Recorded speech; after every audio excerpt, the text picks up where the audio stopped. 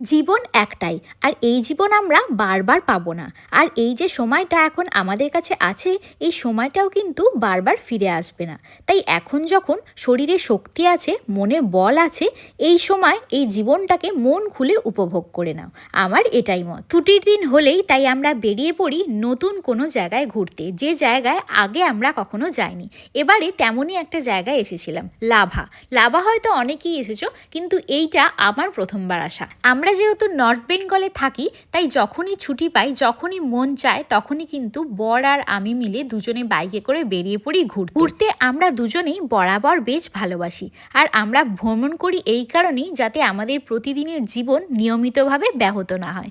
কারণ ঘুরতে বেরোলে মনটা বেশ ফুরফুরে হয়ে যায় এবং আনন্দিত থাকে, তাই সারা সপ্তাহ কাজে বেশ মন লাগে। তোমরা এই লাভা জায়গাটায় কারা কারা আগে এসছো কমেন্টে কিন্তু অবশ্যই জানিও। তবে আমি এসেছি এখানে প্রথমবার।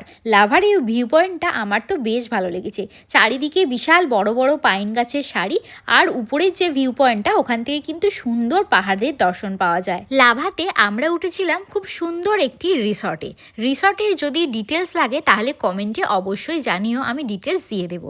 এরপর আমাদের এখানে ঘুরে ফিরে বাড়ি যাওয়ার পালা।